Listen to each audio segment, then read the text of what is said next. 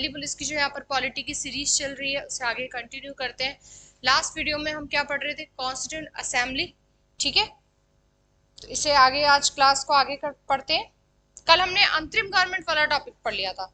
आ जाओ सभी को गुड मॉर्निंग। क्लास को शेयर कर दो बच्चों, और आवाज ठीक आ रही है बता दो एक बार।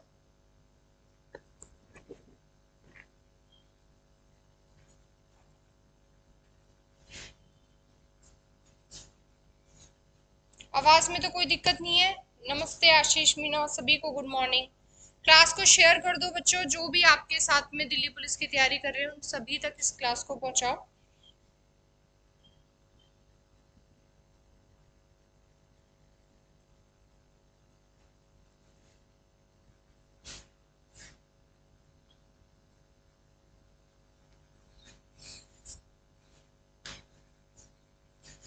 चलो देखो, हमने पढ़ा था कि अंतरिम गवर्नमेंट क्यों बनी थी, क्योंकि भारत को आजाद करना था और जाते जाते भारतीयों को शासन सिखाना था, इसलिए हमने अंतिम सरकार बना दी थी।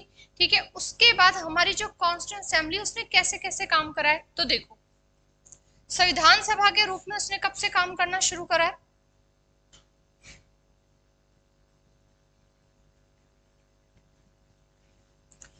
कॉन्स्टिट्यूंट असेंबली संविधान सभा के लिए थी, तो संविधान सभा के लिए कब काम करना शुरू करा है, 9 दिसंबर 1946 से लेकर बच्चों उसने कब तक काम करा है, 26 जनवरी 1950 तक।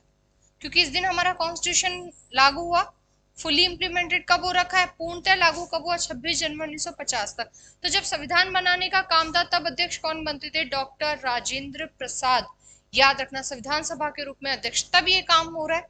फिर सरकार के रूप में कैसे काम कर रही है, क्योंकि अंतरिम गवर्नमेंट कब से कब तक काम कर रही थी, 2 सितंबर 1946 से लेकर, ठीक है, 15 अगस्त 1947 तक किसने काम करा है हमारे लिए, जब तक हमारा देश आजाद हुआ अंतरिम सरकार ने। ब्रिटिश चले गए तो अंतरिम सरकार भी यहाँ पर खत्म। ठीक है, उसके बाद सरकार के रूप में इसी ने आगे काम संभाला है, तो कब, 16 अगस्त से लेकर 26 जनवरी 1950 तक पूरा सरकार का काम संभाल लिया। अब राष्ट्रपति जी भी आ गए, सरकार भी पूरी बन चुकी है। अब बात थी लास्ट में बस कि अंतरिम संसद के रूप में कैसे काम करा, तो संसद के रूप में 26 जनवरी 1950 से लेकर अप्रैल 1952 तक इसने क्या काम करा है, इस असेंबली ने, हमारी असेंबली ने अंतरिम संसद के रूप में काम करा है। ठीक है, तो याद रखना हमारी जो संविधान सभा उसकी बहुत बड़ी भूमिका रही है, उसे संविधान बनाने में भी, सरकार चलाने में भी, और संसद के रूप में भी। तो याद रखना अंतरिम संसद के रूप में भी काम किया है, तो किया है। तो जब स्टेटमेंट वाले सवाल आते हैं तब हमें बिल्कुल चीजें क्लियर होनी चाहिए कि कहाँ पर कैसे कैसे काम किया है। तो ये वाला टाइम पीरियड किसका था, अंतरिम सरकार का था। तो अंतरिम सरकार नहीं रही तो अब सरकार भी कौन चलाएगी, संविधान सभा ही चलाएगी। तब इसका टाइम पीरियड कब हो गया, 16 अगस्त 1947 से लेकर 26 जनवरी 1950। ठीक है, क्लियर है यहां तक सभी को, बताओ। सौरभ गुड मॉर्निंग बच्चों। ठीक है, तो यहां पर हमने देखा कि संविधान सभा ने कैसे कैसे काम करा है। हमने देखा संविधान सभा किस दिन से काम कर रही है हमारे लिए, 9 दिसंबर 1946 से। लास्ट मीटिंग कब हो रही है, 24 जनवरी 1950 को। तो इस बीच हमारे संविधान में कौन कौन सी समितियां बनी, ठीक है, और उन समितियों के क्या क्या खास काम हुए। फिर डॉक्टर भीमराव अंबेडकर का क्या क्या योगदान रहा है, डॉक्टर भीमराव अंबेडकर के इतिहास से कुछ जुड़ी हुई चीजें हम पढ़ेंगे। तो देखो, सबसे पहले हम पढ़ेंगे संविधान सभा की समितियां, जिसमें सबसे पहली कमेटी आती है ड्राफ्टिंग कमेटी, प्रारूप समिति। ठीक है, इंग्लिश वालों को एक ही नाम याद रखना है, ड्राफ्टिंग कमेटी, लेकिन हिंदी वालों को नाम याद रखना है बेटा। हिंदी में इसे प्रारूप समिति भी बोलते हैं। फिर ड्राफ्टिंग को ऐसे ड्राफ्टिंग कमेटी भी लिखा हुआ आ जाता है पेपर में, पांडु लेखन भी लिखा जाता है, और मसौदा समिति भी लिखा जाता है। और ऐसे सवाल आ रखे हैं पेपर में, पूछे हुए, वहां पूछा हुआ ही नहीं है कि ड्राफ्टिंग कमेटी किसे कहते हैं। ठीक है, वहां क्या पूछा हुआ कि पांडुलेखन समिति। अब पांडुलेखन समिति यही है। तो हिंदी मीडियम वाले बच्चों को चारों नाम याद करने पड़ेंगे, एक भी नाम नहीं छोड़ना है यहाँ पर। इंग्लिश मीडियम के साथ ठीक है, यहाँ उनको एक ही नाम याद करना है, क्या, ड्राफ्टिंग कमेटी। जबकि हिंदी वाले प्रारूप समिति, ठीक, इसी को हिंदी में कर दो ड्राफ्टिंग कमेटी। ठीक है, पांडुलेखन समिति और मसौदा समिति। कब बन रही है ये? तो देखो हमारी असेंबली काम करना कब से शुरू कर रही है?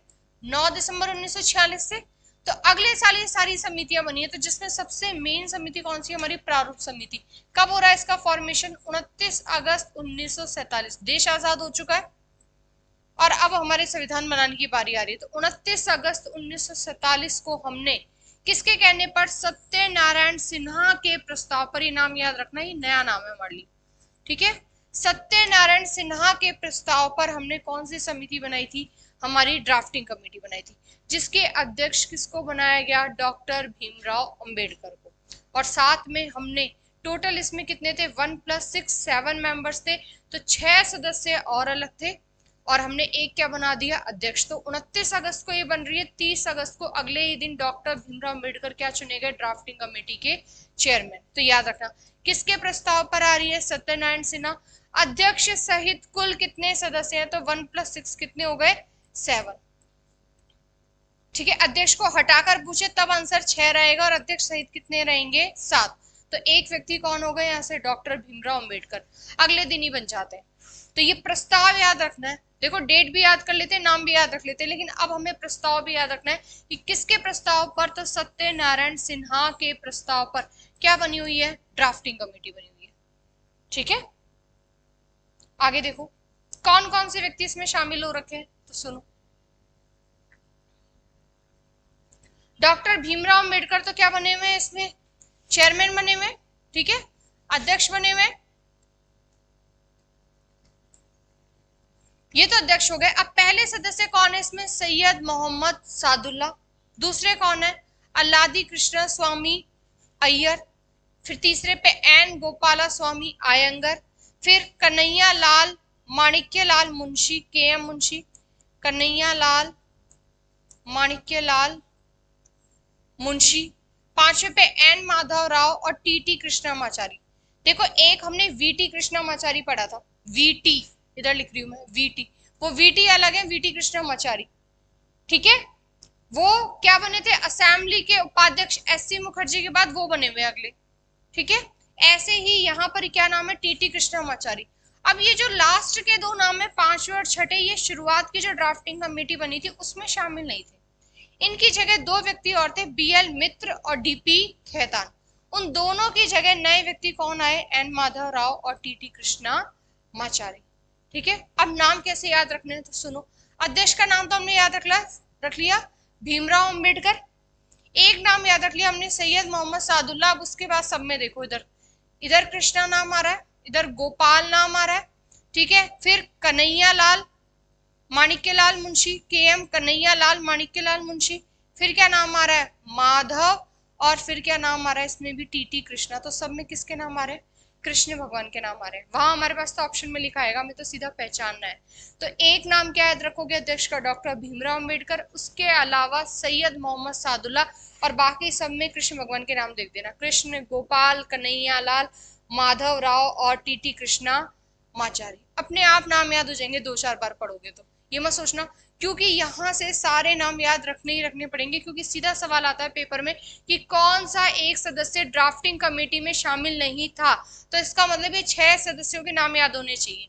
तो सैयद मोहम्मद सादुल्ला का नाम याद रख लेना, ठीक है। उसके अलावा बाकी सब में किसके नाम ढूंढ देना? कृष्ण भगवान के नाम ढूंढ देना, अभी के अभी याद हो जाएगा। देखो सैयद मोहम्मद सादुल्ला, देखो कृष्णा स्वामी अय्यर, गोपाल स्वामी आयंगर, के मुंशी, कन्हैया लाल माणिक्य लाल मुंशी, एन माधव राव और टी में कृष्णामाचारी, ठीक है।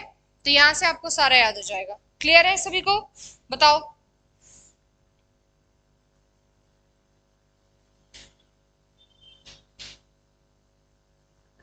ठीक है,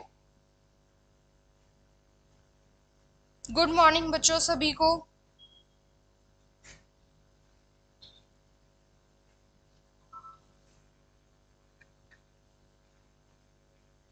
तो यहां से कितने सदस्य हो गए हमारे? 6 सदस्य, तो ये और एक चेयरमैन।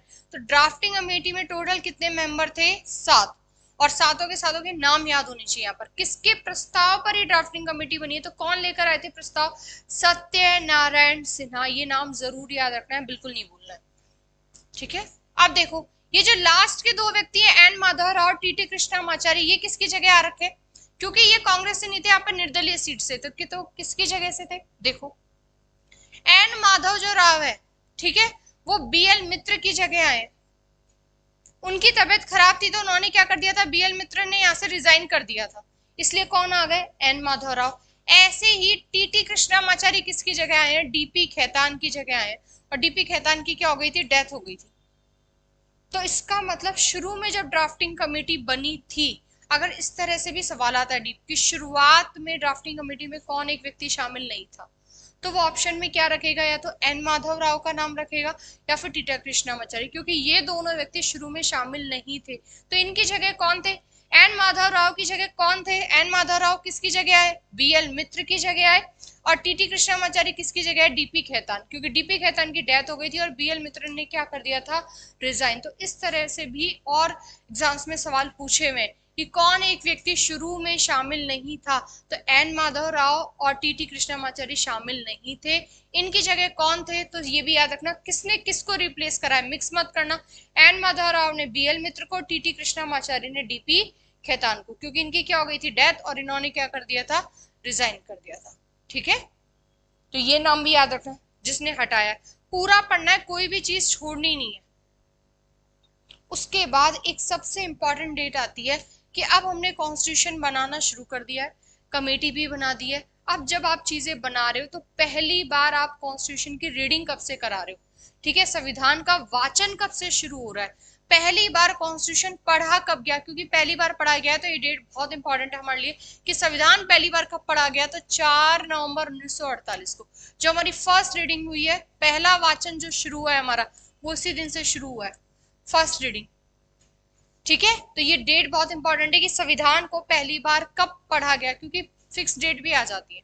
हमने संविधान के बारे में सारी डेट याद रख रखी है, लेकिन फिर भी ज्यादातर बच्चे ये वाली डेट याद नहीं रखते कि संविधान पहली बार कब पढ़ा गया, असेंबली के अंदर ही, तो कब पढ़ा गया, 4 नवंबर 1948 को। और पढ़ने वाले कौन थे, राधाकृष्णन, सर्वपल्ली राधाकृष्णन, ठीक है। इसलिए इन्हें संविधान का प्रथम वक्ता कहते हैं, फर्स्ट स्पीकर कहते हैं, कंफ्यूज मत होना। जीवी मावलंकर, ठीक है, वो लोकसभा के पहले स्पीकर बने हुए, असेंबली में वो स्पीकर बने थे। यहाँ पर किसकी बात हो रही है कि पहली बार पढ़ा किसने, तो सर्वपल्ली राधाकृष्णन ने। तो एक तो ये नाम याद रखना, और नाम से भी ज्यादा हमारे लिए ये डेट बहुत इंपॉर्टेंट है, 4 नवंबर 1948, ठीक है। देखो अब आगे कैसे कैसे शुरुआत हुई है। तो सबसे पहले इस संविधान को 3 भागों में बांट के पढ़ा गया है, 3 बार इसकी रीडिंग्स हुई है। तो रीडिंग्स की डेट याद रखनी है। तो पहली बार कब, 4 नवंबर 1948 से चीजें शुरू हो रही है, तो ये डेट बहुत इंपॉर्टेंट हो गई। और 4 नवंबर से लेके 9 नवंबर 1948, यानी कि देखो महीना भी वही है और सन ईयर भी वही है। क्या याद रखना है, 4 से लेके 9 तक, तो ये तो बहुत छोटा टाइम पीरियड है। दूसरी रीडिंग सबसे लंबी है, याद रखना। तीनों रीडिंग में से मैक्सिमम टाइम वाली रीडिंग कौन सी है, तो दूसरी। क्यों, 9 नवंबर ये रहा, 15 नवंबर 1948 से शुरू हो रही है, 17 अक्टूबर 1949। देखो नवंबर और अक्टूबर लगभग 11 ही महीने हो गए, ठीक है। 1948 से 1949 पे आओगे तो लगभग 11 महीने क्या चली है, हमारी सेकेंड रीडिंग चली है। और लास्ट कब चली है, जो हमारा 11वां सत्र था, कल ही बताया मैंने आपको, पहला सत्र याद रखना जरूरी है, और लास्ट 11वें सत्र का टाइम पीरियड एग्जैक्ट याद होना चाहिए, क्योंकि अब ऐसे सवाल आने लग गए कि 10वां अधिवेशन कब से कब तक हुआ, 5वां कब हुआ। तो हम इंपॉर्टेंट अधिवेशन भी देखेंगे जहां पर हमने पहले की डेट याद कर दी और 11वें की। तो ये जो लास्ट वाली रीडिंग लिखी हुई ना, ये 11वें सत्र की है। कब से, 14 नवंबर 1949 से लेके 26 नवंबर 1949। और इन सब में से हमारे लिए 2 डेट बहुत इंपॉर्टेंट हो जाती है। कौन कौन सी, पहली बार कब पढ़ा, 4 नवंबर को, और अंतिम बार पूरा बनकर तैयार कब हो गया, 26 नवंबर 1949, ठीक है। अब इस दिन एक जो असेंबली से जब पूरा कॉन्स्टिट्यूशन बनकर तैयार हुआ, तब डॉक्टर भीमराव अंबेडकर यहाँ पर एक प्रस्ताव लेकर आए थे, पूरा का पूरा असेंबली से क्या करती है, पास। तो ये बहुत इंपॉर्टेंट है हमारे लिए। क्या, the constitution as settled by the assembly be passed, यानी कि इसका मतलब क्या है कि हमारा जो कॉन्स्टिट्यूशन बना हुआ है उसे असेंबली द्वारा क्या किया जाता है, पारित किया जाता है, पास किया जाता है। और लाने वाले कौन थे, डॉक्टर भीमराव अंबेडकर। तो ये वाला याद रखना। जैसे वहां पर सत्यनारायण सिन्हा हमारे लिए नया नाम हो गया। संविधान पहली बार कब पढ़ा गया, 4 नवंबर 1948। ऐसे ही तीसरी चीज जो हमें बिल्कुल नहीं याद रखनी है वो कौन सी याद रखनी है, ये वाला प्रस्ताव कि the constitution as settled by the assembly be pass. Assembly से क्या करती है, पास। और ये प्रस्ताव लाने वाले कौन थे, डॉक्टर भीमराव अम्बेडकर। और किस दिन लाया गया, तो 26 नवंबर को लाया गया, जिस दिन कॉन्स्टिट्यूशन बनकर क्या हो गया था हमारा पूरा तैयार। देखो ठीक है, किस दिन लाया गया, 26 नवंबर 1949।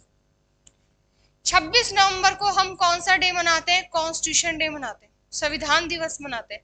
लेकिन ये संविधान दिवस हम कब से मना रहे हैं, शुरुआत से नहीं मना रहे, कब से मना रहे हैं, 2015 से मना रहे हैं। और 2015 से ही क्यों मना रहे हैं, सुनो, क्योंकि सबसे बड़ा योगदान किसका है बनाने में, डॉक्टर भीमराव अम्बेडकर का। फादर है ये हमारे इंडियन कॉन्स्टिट्यूशन के। डॉक्टर भीमराव अम्बेडकर का जन्म हो रखा है 1891 में, ठीक है। और 2015 में इनकी 125वीं बर्थ एनिवर्सरी जयंती पूरी हो रही थी। तो इन्हीं के सम्मान में 2015 से हमने हर साल 26 नवंबर को कौन सा डे मनाना शुरू करा है, कॉन्स्टिट्यूशन डे। तो 2015 से क्यों शुरू करा, 2014 से 13 से क्यों नहीं शुरू करा, तो इसका भी एक रीजन है, क्योंकि डॉक्टर भीमराव अम्बेडकर का जन्म हो रखा 1891 में। तो 125 साल आप ऐड करोगे तो कहाँ पहुंच जाओगे, 2015। तो 2015 से हर साल 26 नवंबर को, क्योंकि इस दिन कॉन्स्टिट्यूशन भी बनकर तैयार हो गया था और डॉक्टर भीमराव अम्बेडकर का सबसे बड़ा योगदान रहा है, तो 125वीं जयंती पर हमने हर साल हमने क्या मनाना शुरू कर दिया है, कॉन्स्टिट्यूशन डे। तो उससे पहले भी हम कोई दिवस मनाते थे 26 नवंबर को, तो मना लेते थे, कानूनी दिवस के रूप में से मनाया जाता था। लेकिन इसे प्रॉपर कॉन्स्टिट्यूशन डे का नाम कब से दिया गया है, 2015 से। तो रीजन लिखा हुआ है अम्बेडकर की 125वीं जयंती। तो क्यों मनाया गया है, कब से मनाया गया है, किसके कारण की वजह से मनाया गया है, तो जब स्टेटमेंट में ऐसे सवाल आते हैं वहां पर हमें याद रखना है, ठीक है।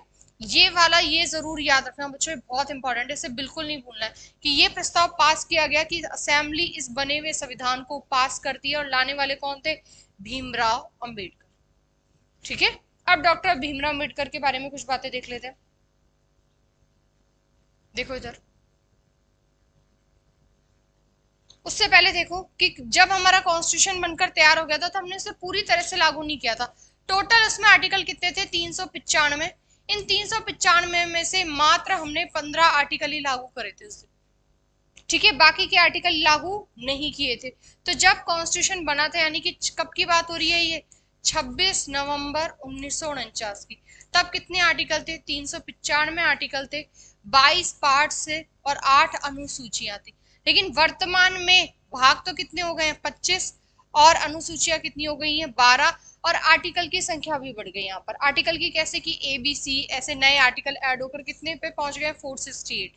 तो ये आने वाले टाइम पे भी पहुंच सकते हैं। तो हमेशा ना नया नंबर नहीं पूछा जाता, आर्टिकल का हमेशा पुराना नंबर पूछा जाता है, अगर पूछा भी गया है पेपर में, ठीक है। तो जैसे रेलवे के एग्जाम से वहां पूछा गया है, तो कितने आर्टिकल थे जब बने थे, तब 395 थे, जबकि पार्ट्स और शेड्यूल का हमेशा करंट वाला ज्यादा पूछा जाता है कि अभी वर्तमान में कितने हैं, तो 12, और पार्ट्स कितने हैं, 25। ये याद रखना। इन 395 में से हमने लागू कितने कर दिए थे, 15, जबकि सारे के सारे आर्टिकल हमने किस दिन से लागू करे, हमारा संविधान पूरी तरह से कब लागू हो रहा है, 26 जनवरी 1950 को। उस दिन हमने ये सारे 395 आर्टिकल क्या कर दिए थे, लागू कर दिए थे। क्लियर है यहाँ तक सभी को, बताओ।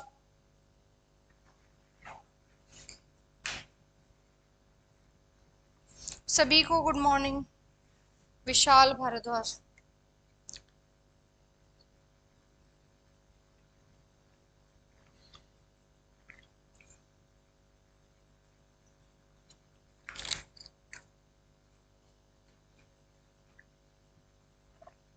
देखो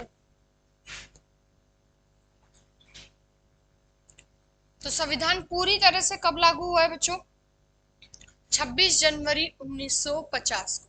जबकि बनकर अगर सवाल आए कि कॉन्स्टिट्यूशन बनकर कब तैयार हो गया था, तो बनकर कब तैयार हो रखा है, 26 नवंबर 1949। दोनों ही सवाल पूछे हुए, कि बनकर कब तैयार हुआ, तो 26 नवंबर 1949 को। पूरी तरह से लागू कब हुआ, तो 26 जनवरी 1950 को।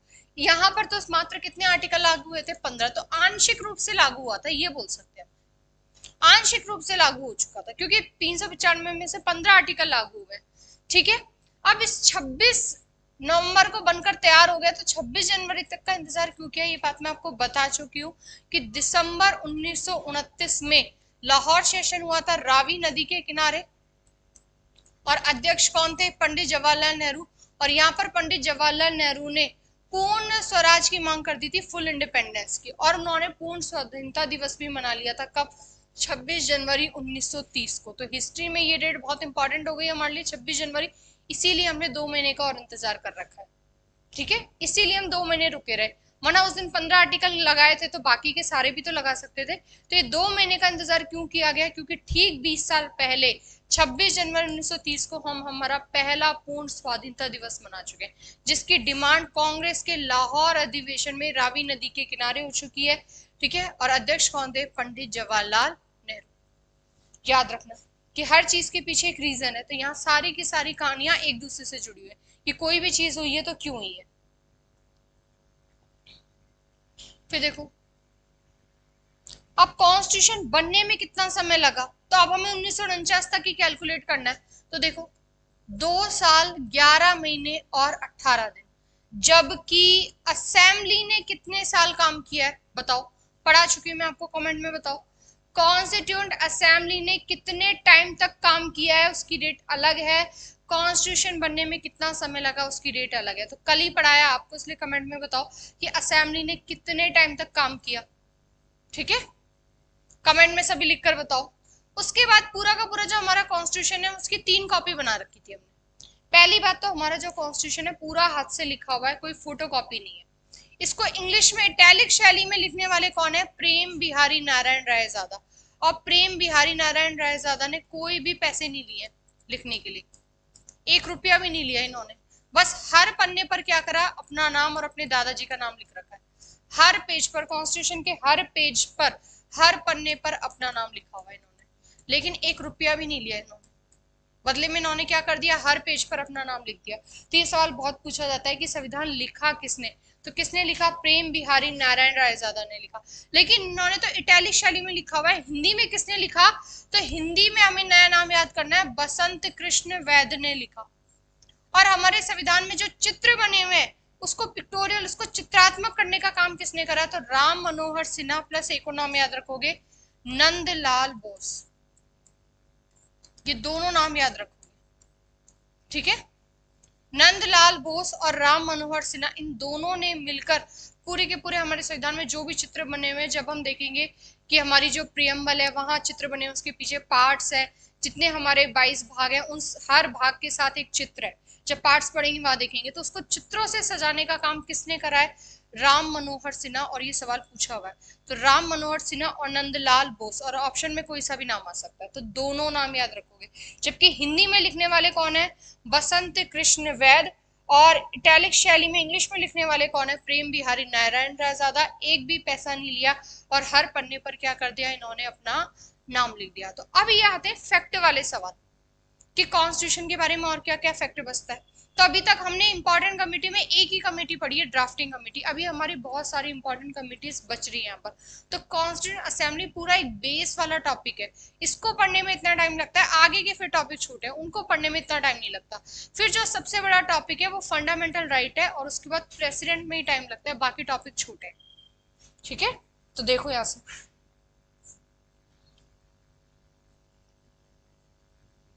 अब अंतरिम गवर्नमेंट में एक चीज मैं आपको बता चुकी हूँ कि पंडित जवाहरलाल नेहरू के पास फॉरेन अफेयर्स, विदेशी मामले थे, जिसमें उनको कॉमनवेल्थ की चीजें भी सौंपी गई थी। कॉमनवेल्थ क्या है, वो सारे राज्य, वो सारे देश जो कभी ब्रिटिश के अंडर में रह चुके हैं, तो उन सब ने मिलकर एक अपना ग्रुप बनाया। उसी ग्रुप को क्या बोला गया, राष्ट्रमंडल, यानी कि कॉमनवेल्थ। तो भारत के सामने 1947 का जब एक्ट आया था, तो उसमें क्लियर ये कह दिया गया था कि आपको कॉमनवेल्थ का सदस्य बने रहना है या नहीं रहना है, ये आपकी मर्जी के ऊपर है। तो बाद में हम क्या बन गए, इस कॉमनवेल्थ के परमानेंट सदस्य बन गए। और कब बन गए, 1949 में। तो याद रखना, भारत कॉमनवेल्थ का सदस्य कब बना रहा। तो वास्तव में अगर हम इसके पीछे देखें, तो हम ये नहीं कह सकते कि कॉमनवेल्थ के अगर हम मेंबर है तो हम अभी भी ब्रिटेन के गुलाम है, नहीं, हमारी मर्जी से हम किस में शामिल हुए हैं, कॉमनवेल्थ में शामिल हुए, ठीक है। तो पंडित जवाहरलाल नेहरू की तरफ से ये एक पॉजिटिव स्टेप था कि आप क्या हो, ब्रिटेन के कॉमनवेल्थ ग्रुप में क्या हो, शामिल हो यहाँ पर। उसके बाद देखो, डॉक्टर भीमराव अंबेडकर जिन्हें फादर ऑफ इंडियन कॉन्स्टिट्यूशन कहा जाता है, सबसे पहले इनका जन्म कब हो रखा है, 14 अप्रैल 1891 को। इसीलिए 14 अप्रैल को हम हर साल कौन सा डे मनाते हैं, इक्वालिटी डे, ठीक है। इनका जन्म कहाँ हो रखा है, मध्य प्रदेश में, और मृत्यु कब हो गई, 1956 में। बहुत कम उम्र में एक तरह से इनकी मृत्यु हो गई है। वह 1891 में जन्म हो रखा है और 1956 में इनकी क्या हो गई है, मृत्यु। जब भारत आजाद हो गया उसके बाद पहले हमारे कानून मंत्री कौन बने, या विधि या कानून मंत्री कौन बने हुए, डॉक्टर भीमराव अंबेडकर। लेकिन डॉक्टर भीमराव अंबेडकर एक हिंदू कोड बिल लेकर आए थे, और इस हिंदू कोड बिल पर कांग्रेस के साथ इनका बहुत बड़ा विवाद हो गया था, जहां पर इन्होंने क्या कर दिया, पूरी की पूरी संविधान सभा से त्याग पत्र दे दिया कि मैं ऐसी संविधान सभा का हिस्सा ही नहीं हूं जहां पर इस तरह की बात होती। इस हिंदू कोड बिल में ऐसा क्या था, तो हिंदू कोड बिल में बहुत सारी बातें थी जिनमें मेन हम देखेंगे कि इसमें इंटरकास्ट मैरिज के बारे में था, कि जो अंतर जातीय विवाह होते हैं। इन्होंने बोला कि आपको अगर जाति विवाद खत्म करना है तो इसका सबसे सही तरीका है कि सभी जातियों को बराबर जब करोगे जब आप उनमें आना जाना बराबरी के तौर पे रखोगे, और आना जाना बराबरी के तौर पर जब होगा जब आप अपने बच्चों के वैवाहिक संबंध दूसरी जाति में बनाओगे। तो इंटरकास्ट मैरिज के सपोर्ट में रहे, यहां पर कांग्रेस इस बात से अड़ जाती है, ठीक है। बहुत सारे जो लोग होते हैं वो इनके खिलाफ होते हैं। दूसरा, इन्होंने बोला कि आप बराबरी की बात करते हो तो जितने पुरुष संविधान सभा में उतनी महिलाएं आगे बढ़कर क्यों नहीं है। भाई हमने देखा मात्र 15 महिलाएं आगे, तो लेकिन भविष्य में अब हम इस चीज को सुधार तो सकते हैं। हमें महिलाओं को बराबरी का हिस्सा देना चाहिए, उन्हें घर के चूल्हा चौके से छुड़ाकर उन्हें हमें कहाँ लाना चाहिए, कॉन्स्टिट्यूशन बनाने में उनकी भूमिका होनी चाहिए, देश चलाने में उनकी भूमिका होनी चाहिए। अब कांग्रेस बाहर से तो बहुत बड़ी बड़ी बातें कर रही थी कि हाँ समानता है, सब बराबर है, उनके घर की जो महिलाएं हैं वो तो आगे हैं, लेकिन एक भारत की जो आम औरत है वो आगे है या नहीं, उनको लाने की आगे बात की गई थी। तो डॉक्टर भीमराव अंबेडकर के बारे में हमें ऐसा लगता है कि उन्होंने जो पिछड़ा हुआ वर्ग है उनके बारे में शायद ज्यादा काम किया है, लेकिन नहीं, डॉक्टर भीमराव अंबेडकर ने जो सबसे ज्यादा काम किया वो महिलाओं को आगे लाने के लिए किया है। आज जितनी भी महिलाएं जो आगे पढ़ रही हैं वो सिर्फ और सिर्फ किसकी वजह से हो रही है, डॉक्टर भीमराव अंबेडकर की वजह से। उनके लिए अलग से सीटें रखी जाती है, उनको अलग से लोकसभा में, राज्यसभा में सीटें मिली हुई है, नौकरी में उनको आरक्षण मिला हुआ है। तो इन सबके पीछे कौन है, डॉक्टर भीमराव अंबेडकर। तो डॉक्टर भीमराव अंबेडकर की ये सारी बातें उस समय की जो सभा थी उनको बिल्कुल भी पसंद नहीं। उन्होंने बोला अगर महिलाएं वहां पर आकर शासन करेंगी तो फिर घर कौन संभालेगा। इसी चीज को लेकर उनके बहुत सारे विवाद हो गए थे और भी चीजों को लेकर, और ये जो हिंदू कोड बिल है ये पास ही नहीं हो पाया। तो अगर वास्तव में उस समय का लाया हुआ हिंदू कोड बिल पास होता तो आज हमारे देश में जितनी भी समस्याएं चल रही है उसकी 50% समस्या भी नहीं होती। जाति व्यवस्था तो कब की खत्म हो चुकी होती। रिजर्वेशन जैसी चीजों पर आज इस तरह के मुद्दे उठाए ही नहीं जाते, क्योंकि जाति व्यवस्था पूर्णतः जड़ से ही खत्म हो जाती। आज हम क्या कर रहे हैं कि ऊपर से रिजर्वेशन देकर चीजें ऊपर से कर रहे हैं, लेकिन जहां से समस्या शुरू हो रही है उन्होंने वहां से समस्या को खत्म करने की बात की थी। लेकिन ये उस समय का जो समय चल रहा था, आज भी ये पॉसिबल नहीं है कि आज भी हम इस बिल को पास करा दें। तो उस समय के हिसाब से तो बहुत नया परिवर्तन था। तो कांग्रेस से साथ इनका क्या हो चुका था, विवाद। और वैसे भी डॉक्टर भीमराव अंबेडकर गैर कांग्रेसी थे, इनके जो विचार है कभी भी कांग्रेस से मिले ही नहीं, क्योंकि साफ कहते थे कि कांग्रेस सामने से दिखावे की बड़ी बात करती है उस समय के हिसाब से, और पीछे से वो नहीं चाहती है कि वास्तव में सभी लोग मिलजुल कर आगे इतना आगे बढ़े। तो ये हिंदू कोड बिल पास नहीं हुआ, और यहाँ इस पे ही डॉक्टर भीमराव अंबेडकर ने क्या कर दिया था, रिजाइन कर दिया था। तो याद रखना कि हमारे देश के पहले विधि कानून मंत्री, देखो इन्होंने कानून के हिसाब से चीजें सोची है, इन्होंने अपने हिसाब से नहीं सोची कि मैं इस कास्ट से हूं तो मेरी कास्ट के लिए। इन्होंने महिलाओं के लिए सबसे ज्यादा बात की है, और महिलाएं तो कोई सी भी महिला हो सकती है, वो जनरल, ओबीसी, एससी, एसटी, क्योंकि महिलाओं की स्थिति देश में एक जैसी है, चाहे वो जनरल की हो और चाहे वो एससी एसटी की क्यों हो, महिलाओं की स्थिति आज भी वैसी है। तो इन्होंने बोला कि महिलाओं का आगे करोगे तो आपका घर में जो अगली पीढ़ी आ रही है वो अपने आप आगे हो जाएगी। आज अगर किसी घर की महिला बहुत ज्यादा शिक्षित है और उसके अच्छे विचार है और देश के शासन में वो हिस्सा ले रही है तो बच्चों पर भी वही फर्क आएगा। तो ये जो हिंदू कोड बिल था ये उस समय के हिसाब से बहुत ही नया परिवर्तन था, लेकिन ये पास ही नहीं हो पाया। इस वजह से हमारे जो कानून मंत्री थे इन्होंने क्या कर दिया, अपने पद से त्याग पत्र दे दिया। तो याद रखना ये बात, ठीक है। तो इनका जन्म देखो कब हो रखा है, 14 अप्रैल 1891 को। मृत्यु कब हो रखी है, 1956 में। ठीक है। हमारे देश के पहले कानून मंत्री कौन बने, ये सवाल बहुत बार आ चुका है। पहले फर्स्ट लॉ मिनिस्टर कौन बने हुए, डॉक्टर भीमराव अंबेडकर, लेकिन इन्होंने रिजाइन कर दिया था। उसके बाद देखो, इसीलिए इन्हें क्या कहा गया, हमारे क्या है ये, फादर ऑफ इंडियन कॉन्स्टिट्यूशन, और साथ में मॉडर्न मनु। मनु जो राजा थे, ठीक है, तो मनु के हिसाब से उन्होंने बोला कि आज समय के हिसाब से मनुस्मृति में चीजें बदल रही हैं, और उसकी मांग कौन उठा रहे हैं, डॉक्टर भीमराव अंबेडकर। तो इन्हें एक और नया टाइटल दिया, मॉडर्न मनु। तो इस तरह के सवाल भी पेपर में पूछे हुए कि आधुनिक मनु की संज्ञा किसे दी गई है, मॉडर्न मनु। तो किसे बोलते हैं, डॉक्टर भीमराव अंबेडकर। क्या थे ये, ड्राफ्टिंग कमेटी के क्या बने हुए हैं बच्चों, अध्यक्ष बने हुए, चेयरमैन बने हुए, ठीक है। और क्या कोई पार्टी भी बना रखी थी इन्होंने, तो 1920 में इन्होंने the all India depress class federation की स्थापना कर रखी थी, ठीक है। तो ये भी याद रखना साथ के साथ कि 1920 में इन्होंने अपनी तरफ से क्या कोई संघ बना रखा था, कोई फेडरेशन बना रखा था, तो बना रखा था। सितंबर 1932 में महात्मा गांधी और डॉक्टर भीमराव अंबेडकर के बीच में क्या हो रखा है, पूना पैक्ट, पूना समझौता। इसको पूरा हम डिटेल में आगे मॉडर्न हिस्ट्री में देखेंगे कि किस वजह से ये समस्या हुई है। अभी समझो क्या था इस पूना पैक्ट में। 3 गोल में सम्मेलन हुए थे हमारे 1930, 31 और 32। तब उस समय लेबर पार्टी की सरकार थी, लेकिन 1931 में क्या हुआ, दूसरे गोल में सम्मेलन के बाद से लेबर पार्टी चुनाव हार चुकी थी, और लेबर पार्टी हमेशा भारत के बारे में सोचती थी। तो जब यहाँ पर लेबर पार्टी चुनाव हार चुकी थी और दूसरी जो थी चर्चिल वाली जो सरकार थी वो आ चुकी थी, तब यहाँ पर महात्मा गांधी की बात तो बनी नहीं, लेकिन डॉक्टर भीमराव अंबेडकर एकमात्र ऐसे व्यक्ति थे जो तीनों ही गोल में सम्मेलन में शामिल हुए थे। महिलाओं और दलितों के लिए अलग से आरक्षण की इन्होंने बात की थी, और इन्होंने बोला था आप अपना जो अगला एक्ट लेकर आओगे उसमें इस तरह का प्रावधान रखोगे। तो इन गोल में सम्मेलन की रिपोर्ट के बेस पर आगे हमारे लिए कौन सा एक्ट आया था, 1935 का एक्ट। और 1935 में ही हमने सभी महिलाओं के लिए अलग से आरक्षण की सीटें रखी थी, और दलितों के लिए भी यहाँ पर सीटों की बात की गई थी। जबकि 1909 में मुस्लिमों के लिए, ठीक है, सिखों के लिए, यूरोपियंस के लिए, ईसाइयों के लिए 1919 में आ चुकी थी, महिलाएं रह गई थी। 1919 के एक्ट में महिलाओं को बहुत ही कम अधिकार था, सीमित मताधिकार था, पूरा नहीं था। ये जो पूरा अधिकार मिला है ये कौन से एक्ट से मिला है, 1935 के एक्ट से। तो इसकी डिमांड करने वाले कौन थे, डॉक्टर भीमराव अंबेडकर। इन्हीं सारी बातों को लेकर महात्मा गांधी और डॉक्टर भीमराव अंबेडकर के बीच में एक समझौता होता है। जब ये इस तरह का रिजर्वेशन लेकर आते हैं तब महात्मा गांधी कहते हैं कि इससे तो देश और भी ज्यादा टुकड़ों में बढ़ जाएगा अगर आप दलितों की बात करोगे। तब वहां पर महात्मा गांधी ने इनके लिए एक अलग शब्द दिया कि आज से हम इनको क्या बोलेंगे, हरिजन, ठीक है। तो इस पूना पैक्ट के पीछे की ये कहानी।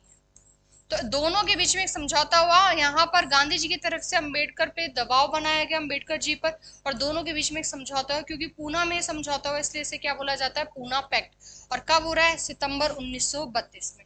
तो यहाँ क्योंकि हम डॉक्टर भीमराव अंबेडकर पढ़ रहे हैं इसलिए इनसे जुड़ी हुई कुछ बातें साथ के साथ पढ़ रहे हैं। तो एक तो फेडरेशन याद रखोगे 1920, और पूना पैक्ट भी याद रखोगे सितंबर 1932 में, ठीक है। क्लियर है यहाँ तक सभी को, बताओ।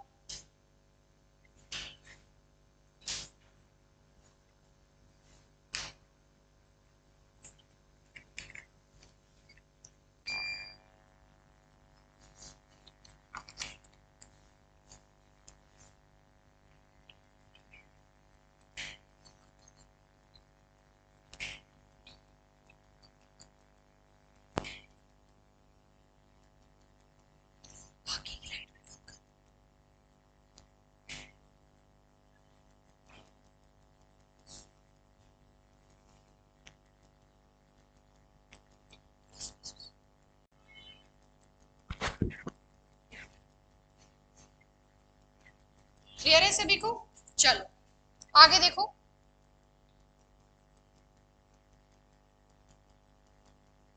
और डॉक्टर भीमराव अंबेडकर ने हमारे कॉन्स्टिट्यूशन को क्या बोला है कि ये क्या है, पवित्र दस्तावेज है। तो पवित्र दस्तावेज एक डॉक्यूमेंट है, बहुत ही ज्यादा प्योर। तो इस डॉक्यूमेंट की संज्ञा किसने दी है, डॉक्टर भीमराव अंबेडकर ने हमारे कॉन्स्टिट्यूशन। 1936 में इन्होंने अपनी एक और पार्टी बना रखी है, इंडिपेंडेंट लेबर पार्टी। तो फिर फेडरेशन याद रखना 1920 में, और इंडिपेंडेंट लेबर पार्टी मजदूरों वाली जो पार्टी होती है, मजदूर दल, यानी कि जो पिछड़े हुए वर्गों की बात करी, उसी को लेकर इन्होंने पार्टी का नाम भी क्या रखा, इंडिपेंडेंट लेबर पार्टी, जो इन्होंने कब बनाई थी, 1936। उसके बाद देखो कि संविधान सभा में भाई हर कोई व्यक्ति शामिल हुआ, तो किसी ना किसी सीट से चुनाव लड़ा है। तो संविधान सभा में इनकी जो सीट थी वो पूर्वी बंगाल की तरफ थी। भाई संविधान सभा के इलेक्शन कब हो गए थे बताओ, जुलाई अगस्त 1946 में हो गए थे। तब तक तो देश का बंटवारा हुआ ही नहीं था, तब तक पूर्वी बंगाल, जिसे आज हम बांग्लादेश कहते हैं, वो जगह तो थी नहीं। तो इनकी जो सीट थी उस समय इन्होंने चुनाव लड़ा था पूर्वी बंगाल की तरफ से। लेकिन आफ्टर पार्टीशन, जब देश का विभाजन हो गया, उस समय इनकी सीट कहाँ चली गई, पाकिस्तान की तरफ चली गई, क्योंकि पूर्वी बंगाल क्या बन गया, पूर्वी पाकिस्तान बन गया। अब आपको अगर सभा का सदस्य बने रहना है तो आपको किसी ना किसी एक सीट से उस सभा में बने रहना पड़ेगा। तब बाद में इन्होंने क्या करा, पूना से एक सीट खाली करवाई गई।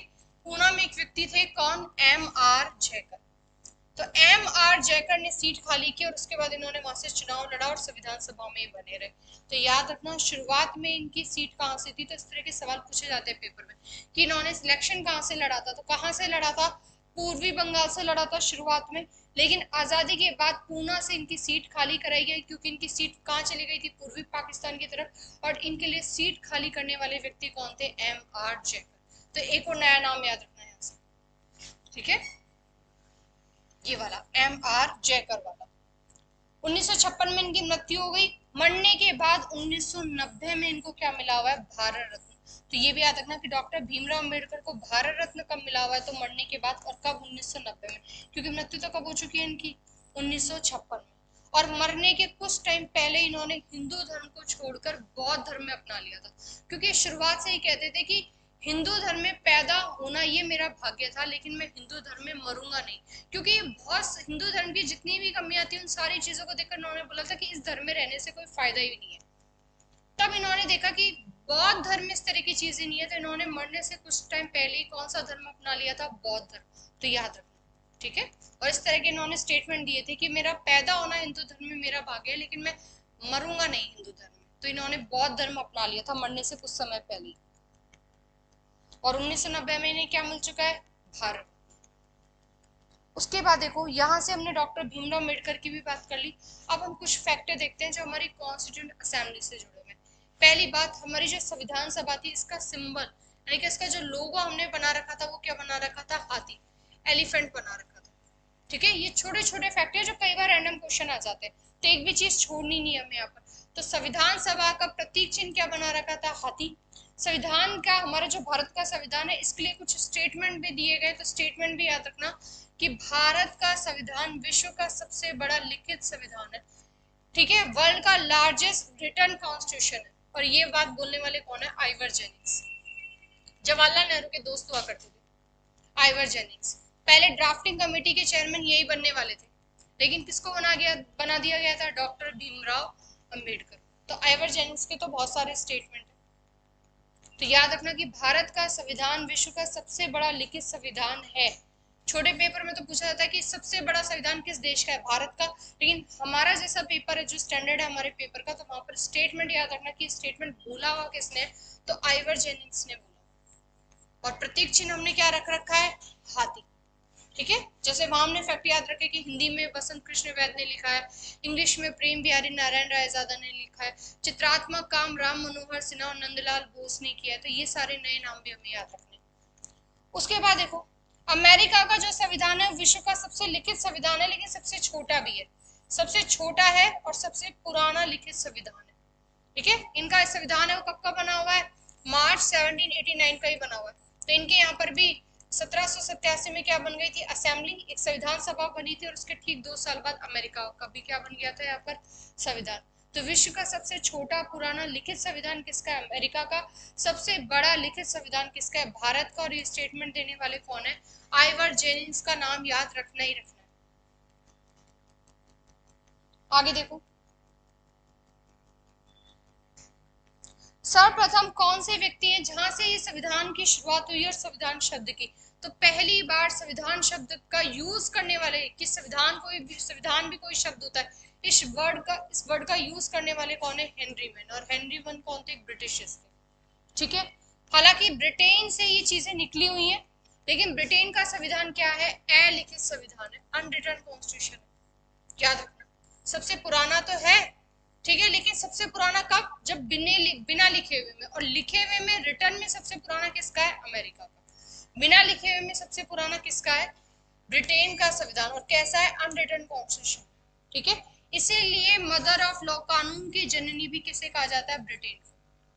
ब्रिटेन से ही हमने बहुत सारी चीजें ली हैं। तो वास्तव में जो कानून की शुरुआत, क्योंकि देखो अमेरिका पे भी पहले कौन राज कर रहा है? ब्रिटेन ही राज कर रहा है। तो ब्रिटेन से ही कानून जैसी चीजें निकली हुई हैं। तो संविधान की, यानी कि एक तरह से कानून की जननी कौन है? ब्रिटेन। ठीक है, ये छोटे छोटे फैक्टर ही हमें याद करके चलना है।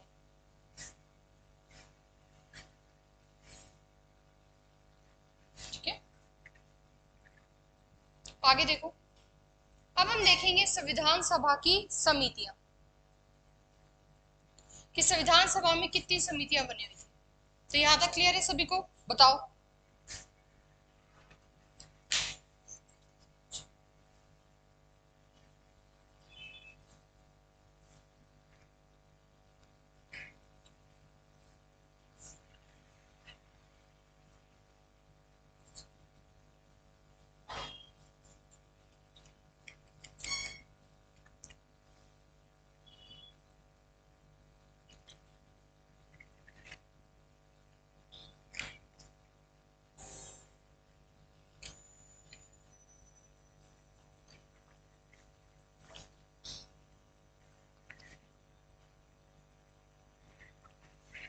ठीक है, देखो उसके बाद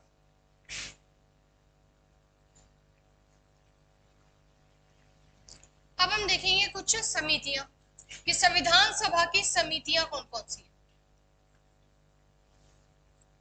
तो देखो, अगर हम देखते हैं कि संविधान सभा में कुल कितनी समितियां बनी हुई, तो कितनी समितियां बनी हुई थी? 22। इस 22 में से 8 छोटी समितियां थी। ठीक है, और बाकी सारी क्या थी? बड़ी समितियां थी। तो देखो, सबसे पहले कौन सी समिति बनी हुई है? संघीय संविधान समिति, फेडरल कॉन्स्टिट्यूट कमेटी। इसको फेडरल की जगह हम कौन सा शब्द याद रख सकते हैं? यूनियन भी याद रख सकते हैं। ठीक है, और इसके अध्यक्ष कौन थे? पंडित जवाहरलाल नेहरू थे। और ये समितियां हमें सारी याद भी करनी है, खासकर जो शुरुआत वाली है। ठीक है, जो ये शुरू की है तो सारी याद करनी है, इनमें से तो कोई सी भी नहीं छोड़नी है। इस संघीय संविधान समिति में कितने सदस्य शामिल हो गए थे? 15 सदस्य। तो कुछ सारी समितियों के सदस्य याद नहीं करने, लेकिन कुछ समितियों के साथ में सदस्य भी याद करके चलने। तो ड्राफ्टिंग कमेटी, प्रारूप समिति के कितने सदस्य थे? उसमें कुल मिलाकर 7, जबकि संघीय संविधान समिति के कितने सदस्य थे? 15। ठीक है, ऐसे ही संघ शक्ति समिति, तो ये जॉइंट नहीं रहेगा। ठीक है, जॉइंट स्टैंडिंग कमेटी नहीं रहेगा। ठीक है, इसे यूनियन पावर कमेटी बोलेंगे, यूनियन पावर। संघ शक्ति समिति, यूनियन पावर कमेटी, और इसके अध्यक्ष भी कौन थे? पंडित जवाहरलाल नेहरू। तो सबसे पहले जवाहरलाल नेहरू की एक साथ देख लेते हैं। उसके बाद राज्यों के लिए एक समिति बनी हुई थी, कमेटी फॉर द स्टेट्स। ठीक है, जो हमारे प्रिंसली स्टेट थे, देसी रियासतें थे, उनका भी चेयरमैन कौन बने थे? पंडित जवाहरलाल नेहरू। हालांकि काम किसने किया था उनके लिए? सरदार वल्लभ भाई पटेल ने। तो सबसे पहले पंडित जवाहरलाल नेहरू की कितनी कमेटी याद रखनी है हमें? 3। कौन कौन सी? यूनियन कॉन्स्टिट्यूशन कमेटी, या फेडरल बोल दो, फेडरल कॉन्स्टिट्यूशन कमेटी। संघ शक्ति समिति को क्या बोलेंगे? यूनियन पावर कमेटी या फेडरल पावर कमेटी। उसके बाद कमेटी फॉर द स्टेट। राज्यों के लिए कौन सी समिति बनी? तो इसके भी अध्यक्ष कौन है? पंडित जवाहरलाल नेहरू। उसके बाद प्रांत के जो थे, प्रोविंसेस थे उस समय, उनके लिए जो संविधान बनाने की बात हुई थी, तो प्रांतीय संविधान समिति। ठीक है, देखो ये कौन सी है? ये संघीय संविधान समिति है, कंफ्यूज मत होना। संघीय संविधान समिति के अध्यक्ष तो कौन है? पंडित जवाहरलाल नेहरू। जबकि प्रांतीय, जो प्रोविंशियल कॉन्स्टिट्यूशन कमेटी थी, इसमें टोटल कितने मेंबर थे? 25, और इसके अध्यक्ष कौन है? सरदार वल्लभ भाई पटेल। तो दोनों के नाम अलग अलग है। उसके बाद एक बहुत बड़ी कमेटी बनती है जिसमें मौलिक अधिकार, अल्पसंख्यक और जनजातीय क्षेत्रों की बात होती है, और ये सबसे बड़ी थी। और इस तरह से सवाल पूछा जाए कि संविधान सभा की सारी समितियों में से सबसे बड़ी समिति कौन सी थी, तो यही थी, जिसके नाम में भी बहुत सारी चीजें आ रही है। मौलिक अधिकारों की भी बात हो रही है, माइनॉरिटीज अल्पसंख्यकों की भी बात हो रही है, ट्राइबल एरियाज की भी बात हो रही है। तो सबसे बड़ी समिति थी और कितने सदस्य थे? 54। ठीक है, इंपॉर्टेंट में हम देखते हैं कि ड्राफ्टिंग कमेटी इंपॉर्टेंट तो थी, लेकिन उसमें 7 ही सदस्य थे। पूरी की पूरी 22 समितियों में से सबसे बड़ी कौन थी? यही वाली समिति थी, और इसके भी अध्यक्ष कौन थे? सरदार वल्लभ भाई पटेल। अब इनको 3 टुकड़ों में छोटा छोटा बांटा गया कि मौलिक अधिकार उप समिति, अल्पसंख्यकों की उप समिति, जनजातियों की। तो देखो, मौलिक अधिकार उप समिति फंडामेंटल राइट सब कमेटी के अध्यक्ष कौन बने? जेबी कृपलानी। अल्पसंख्यक माइनॉरिटीज के कौन बने? एच.सी. मुखर्जी।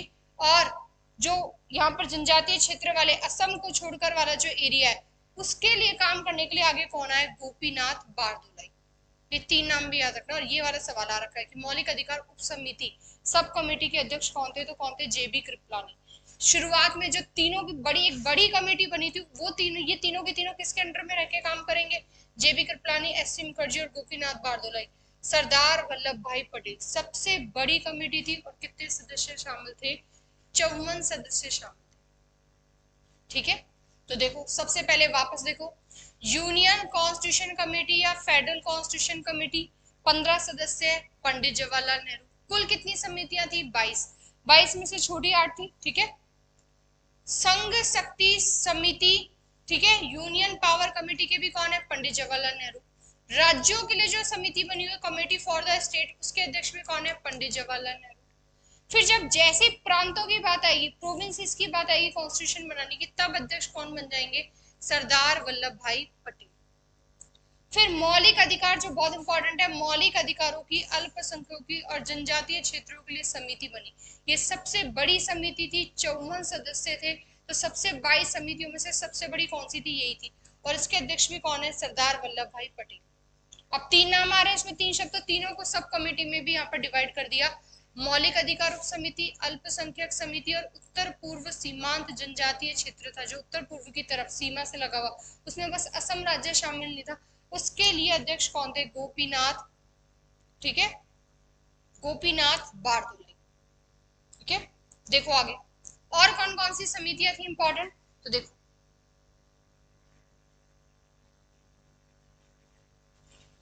प्रक्रिया नियम समिति, रूल्स फॉर प्रोसीजर कमेटी, इसके अध्यक्ष कौन थे? राजेंद्र प्रसाद। संचालन समिति, स्टीयरिंग कमेटी के कौन थे? डॉक्टर राजेंद्र प्रसाद। और प्रारूप समिति तो हम पढ़ ही चुके हैं। ड्राफ्टिंग कमेटी के सदस्य कौन थे? डॉक्टर भीमराव अंबेडकर। तो सारी समितियों में से भी जो इंपॉर्टेंट समितियां हैं वो सारी ये जो पूछी गई है किसी ना किसी पेपर में। और दिल्ली पुलिस के 2017 का भी, 2020 का भी और 21 वाले भी जो पेपर हो रखे हैं, ठीक है, उनमें भी यहाँ से समितियों वाले सवाल आ रखे हैं। क्योंकि ड्राफ्टिंग कमेटी बहुत इंपॉर्टेंट बनती है, तो ज्यादा सवाल उसका आता है, लेकिन बाकी छोटी समितियां भी पूछी हुई हैं। या फिर आज के पेपर, आज के हिसाब से अगर हम देखें कि पेपर कैसा है, तो 4 समितियां दे दी, उनके सामने 4 अध्यक्ष रख दिए और मैच करा दिए, या फिर पूछ लिया कि इनमें से कौन सा एक मैच नहीं होता है। तो इस तरह के भी सवाल आते हैं। ठीक है, अब आगे देखो और कौन कौन सी समिति है यहाँ पर जो छोटी समितियों में आती है। छोटी समिति में से देखो जो हमारे इंपॉर्टेंट हो जाती है, एक वर्किंग कमेटी आती है यहाँ से। ठीक है, कार्य संचालन, इसको वर्किंग कमेटी लिख लेना। वर्किंग कमेटी के अध्यक्ष कौन थे? के.एम. मुंशी। संविधान सभा के कार्यों से संबंधित समिति, यानी कि संविधान सभा जितने भी कार्य कर रही है उनके ऊपर भी एक कोई व्यक्ति बैठा है, तो कौन है? जीवी मावलंकर। और ये वाली कमेटी पूछी हुई है पेपर। ठीक है, सदन समिति, हाउस कमेटी के अध्यक्ष कौन है? पट्टाभी सीतारमैया। नेशनल फ्लैग, ठीक है, राष्ट्र ध्वज की बात, नेशनल फ्लैग की बात हो रही है। राष्ट्र ध्वज संबंधी जो कमेटी है उसके अध्यक्ष कौन है? डॉक्टर राजेंद्र प्रसाद। जहां जहां कोई चीज गलत हो रही है वो हमें करेक्ट करा देना। ठीक है, तो याद रख लेना। तो नेशनल फ्लैग को लेकर एड हॉक कमेटी के अध्यक्ष कौन है? डॉक्टर राजेंद्र प्रसाद। कार्य संचालन वर्किंग कमेटी के कौन बने हुए? के.एम. मुंशी। संविधान सभा के सारे कार्यों को देखने के लिए समिति के अध्यक्ष कौन बने हुए हैं? जीवी मावलंकर। उसके बाद वित्त एवं कर्मचारी स्टाफ समिति के अध्यक्ष कौन है? Doctor Rajendra Prasad. Credential committee के अध्यक्ष कौन है? अल्लादी कृष्णा स्वामी अय्यर। और एक क्रीडेंशियल कमेटी याद रखना, जो काम इस कमेटी का है वही काम इस क्रेडेंशियल कमेटी का भी है। तो क्रेडेंशियल कमेटी भी पेपर में पूछी हुई है, ठीक है। तो हिंदी में इसी का ऐसे भी लिखा आ सकता है, क्रेडेंशियल या प्रत्याय। तो क्रेडेंशियल कमेटी के अध्यक्ष कौन है? अल्लादी कृष्णा स्वामी अय्यर। ये नाम बहुत इंपॉर्टेंट हो जाता है हमारे लिए, ठीक। तो ये वाली याद रखोगे, के.एम. मुंशी और जीवी मावलंकर वाली तो याद रखनी ही रखनी, ठीक है। उसके बाद देखो, प्रारूप समिति की जांच के लिए भी कि जो संविधान का पूरा प्रारूप बना हुआ है उसकी जांच के लिए भी एक विशेष समिति बनी हुई है, जिसके अध्यक्ष कौन थे? पंडित जवाहरलाल नेहरू। और सर्वोच्च न्यायालय के लिए, सुप्रीम कोर्ट के लिए भी, कि सुप्रीम कोर्ट कैसे कैसे काम करेगी उसके लिए भी एक समिति बनी हुई थी, और उसके अध्यक्ष कौन थे? एस वर्धाचार्य, ठीक है। तो यहाँ से मैं सोच रहा कि इतने सारे नाम याद करने पड़ेंगे, तो इतने सारे ही याद करने पड़ेंगे आज के हिसाब से। आज के टाइम पे जो पेपर हो रहे हैं उन सब में इस तरह के सारे डीप क्वेश्चन पूछे जा रहे हैं। तो जो जो इंपॉर्टेंट है वो साथ के साथ मैं बता भी रही हूँ आपको कि सारी की सारी समिति हो गई, 8 यहाँ पर छोटी समितियां हो गई है, ठीक है। बाकी बड़ी समिति हो गई है। तो जो बड़ी समिति है उनमें से हमें कौन कौन सी इंपॉर्टेंट है, और छोटी समिति में से कौन कौन सी याद रखोगे? के.एम. मुंशी इंपॉर्टेंट है, जीवी मावलंकर इंपॉर्टेंट है, अल्लादी कृष्णा स्वामी अय्यर ये इंपॉर्टेंट है, ठीक है। ये वाली याद रखना। पंडित जवाहरलाल नेहरू वाली ये भी एक पूछी हुई है, विशेष समिति एक बार पूछी हुई है पेपर में। और डॉक्टर राजेंद्र प्रसाद की राष्ट्र ध्वज संबंधी वाली। तो 1 2 3 4, ये 4 तो हमारे लिए बहुत इंपॉर्टेंट हो जाती है। ये 4 कमेटी तो याद करनी ही करनी है, बिल्कुल भी नहीं छोड़नी है किसी भी हाल।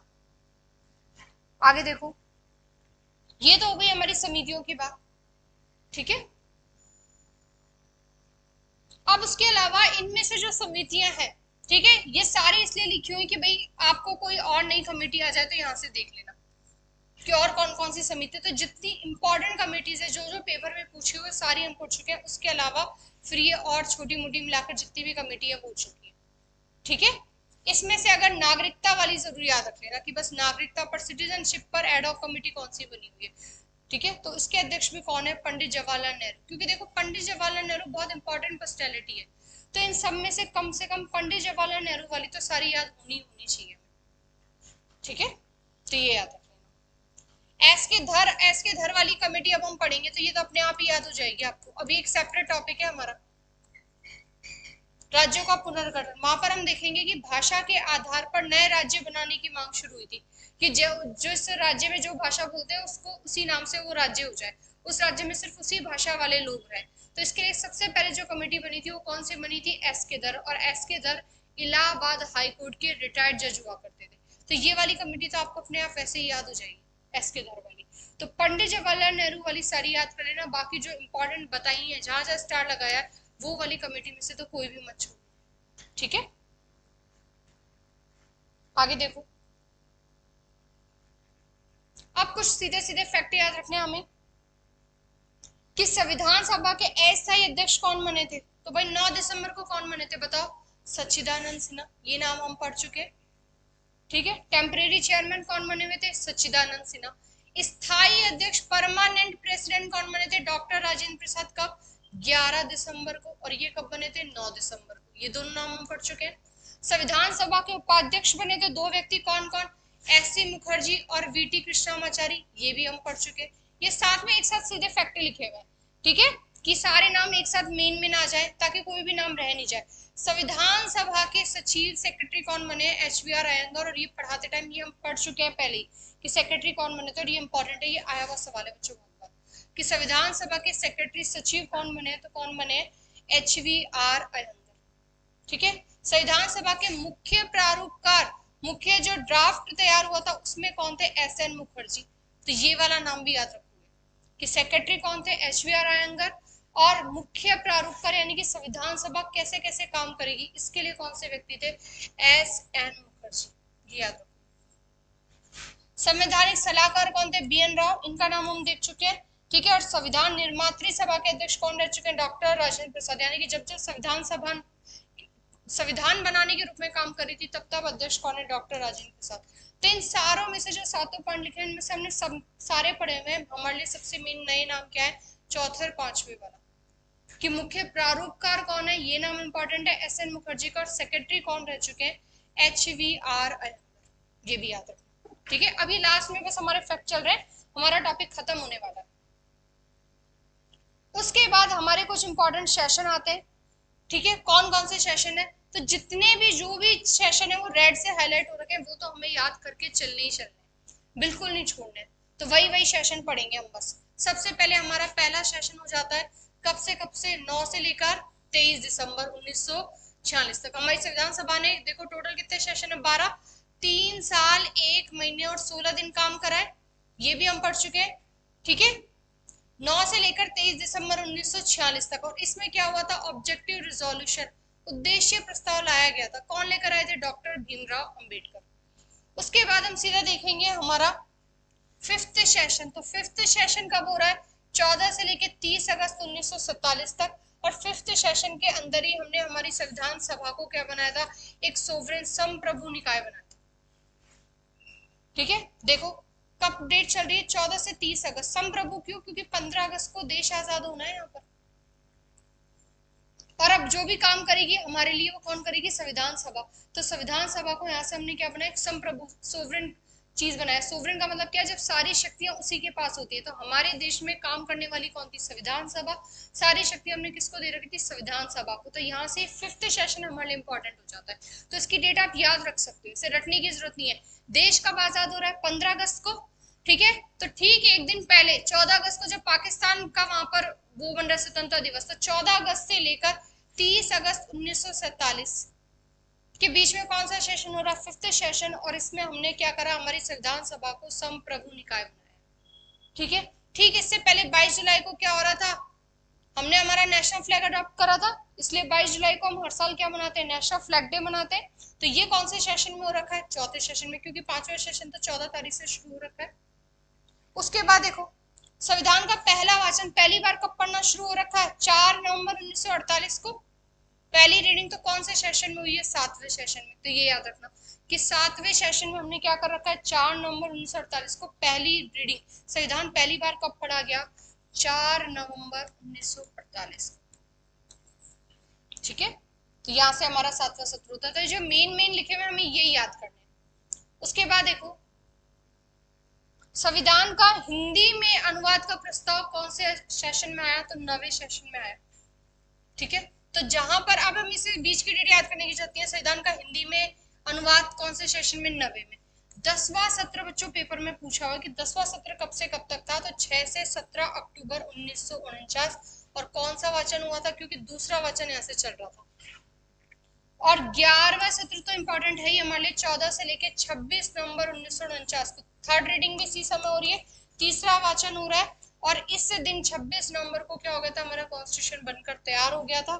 और टोटल 12 सत्र कितने, 12वां सत्र जो हमारा चल रहा है वो एक ही दिन का, 24 जनवरी 1950। और इस दिन 284 मेंबर्स ने क्या कर दिया था, संविधान पर साइन कर दिया। ठीक है, तो यहाँ से हमने क्या देखा कि हमारे संविधान के जो 12 सेशन हुए उनमें से कौन कौन से इंपॉर्टेंट सेशन है, उस सेशन में क्या क्या खास बातें हो रही है। तो इस तरह के नए सवाल आते हैं संविधान सभा से। तो संविधान सभा में हमें सारी नई चीजें पढ़नी है। तो आपको न्यू पैटर्न के अकॉर्डिंग सारी नई चीजें पढ़ाई गई है, कुछ भी ऐसा पुराना नहीं पढ़ाया गया। ठीक है, देखो आगे और क्या क्या खास बातें हमारे लिए इसमें। तो अब कुछ सदस्य हैं जो कांग्रेसी और गैर कांग्रेसी है। तो यहाँ से भी सवाल पूछा जा सकता है कि संविधान सभा में शामिल होने वाला कौन सा व्यक्ति जो गैर कांग्रेसी है। तो आपको पता है गैर कांग्रेसी में सबसे पहले नाम किसका याद रखना है, डॉक्टर भीमराव अंबेडकर का। तो गैर कांग्रेसी में किस किस का याद रखोगे, सर्वपल्ली राधाकृष्णन। इनको देख के हमें लगेगा कि ये कांग्रेसी है, नहीं ये गैर कांग्रेसी है। उसके बाद एन गोपाला स्वामी अयंगर, अल्लादी कृष्णा स्वामी अय्यर। ठीक है, डॉक्टर भीमराव अंबेडकर का नाम बहुत इंपॉर्टेंट है हमारे लिए। M.R. जयकर जिन्होंने सीट इनके लिए खाली करी है, वो वाला नाम हो गया। सच्चिदानंद सिन्हा जो टेम्परेरी बने, ये भी क्या थे, गैर कांग्रेसी। तो कौन कौन से नाम याद रखोगे, सच्चिदानंद सिन्हा, M.R. जयकर, भीमराव अंबेडकर। ठीक है, गोपाला स्वामी अयंगर, कृष्णा स्वामी अय्यर जो ड्राफ्टिंग कमेटी में शामिल है ये, और सर्वपल्ली राधाकृष्णन। कम से कम ये 4-5 नाम तो याद होने चाहिए कि ये क्या, गैर कांग्रेसी। तो कांग्रेसी कौन कौन थे पता लगा लोगे आप खुद से। जवाहरलाल नेहरू कांग्रेसी है, सरदार वल्लभ भाई पटेल खुद कांग्रेस में शामिल थे, डॉक्टर राजेंद्र प्रसाद, मौलाना अबुल कलाम आजाद तो कांग्रेस के सबसे लंबे समय तक रहने वाले अध्यक्ष है, ये भी कांग्रेसी है। सी राजगोपालाचारी खुद कांग्रेस के लास्ट वो अध्यक्ष बने हुए हैं यहाँ पर। जेबी कृपलानी कांग्रेस के अध्यक्ष बने हुए हैं। तो ये सारे नाम तो आप पढ़ चुके हैं कहीं ना कहीं, तो ये सारे तो क्या है, कांग्रेसी है। फिर कौन बचे हुए, गोविंद वल्लभ पंत का नाम याद रखना, पुरुषोत्तम दास टंडन, बाल गोविंद, के एम मुंशी और टीटी कृष्णमाचारी। तो इसमें आपको दो नाम और याद करने जो कांग्रेसी है, तो गोविंद वल्लभ पंत और के एम मुंशी, और बाकी सारे नाम ये 6 तक आप पता लगा लोगे। तो जवाहरलाल नेहरू, सरदार वल्लभ भाई पटेल, राजेंद्र प्रसाद, अबुल कलाम आजाद, सी राजगोपालाचारी और जेबी कृपलानी, ये सारे कांग्रेसी हैं। इसके अलावा गोविंद वल्लभ पंत का नाम याद रखना है और के एम मुंशी का नाम याद रखना है, ये कांग्रेसी। जो नहीं है उनमें कौन कौन से याद रखोगे, सर्वपल्ली राधाकृष्णन का नाम जरूर याद रखना है, गोपाला स्वामी अयंगर, कृष्णा स्वामी अयंगर, क्योंकि ये ड्राफ्टिंग कमेटी में, इसलिए दो नाम इंपॉर्टेंट हो जाते हैं। भीमराव अंबेडकर गैर कांग्रेसी हैं, इनके लिए सीट किसने खाली की थी, एम आर जयकर, तो ये खुद क्या थे, गैर कांग्रेसी थे। सच्चिदानंद सिन्हा जो टेम्परेरी चेयरमैन बने हुए, ये भी क्या थे, गैर कांग्रेसी, ठीक है। और S C Mukherjee vice president बने हुए ना, एस सी मुखर्जी, तो ये भी क्या है बच्चों, गैर कांग्रेसी। उसके बाद लास्ट हमारी कुछ स्टेटमेंट है कि भारत का संविधान है वो लंबा है, सबसे लिखित है, तो ये भी आइवर जेनिंग्स ने बोला। साथ में आइवर जेनिंग्स ने और क्या बोला है कि भारत का संविधान बहुत लंबा है, बहुत कठोर है और बहुत आगे भी है। तो ये स्टेटमेंट देने वाले भी कौन है, आइवर जेनिंग्स। हमारा पूरा का पूरा जो संविधान बना है वो जिन भी लोगों ने बनाया है सामने मिलकर, उन्होंने लगभग 60 देशों का संविधान पढ़ा, उसके बाद हमारा संविधान बनाया। और कितने रुपए खर्च हुए हैं, 64 लाख रुपए, ठीक है। लगभग पूरे पूरे कितने रुपए खर्च हुए, 64 लाख रुपए खर्च हुए। और कितने देशों का संविधान पढ़ा है हमने, 60 देशों का संविधान पढ़ा, ठीक है।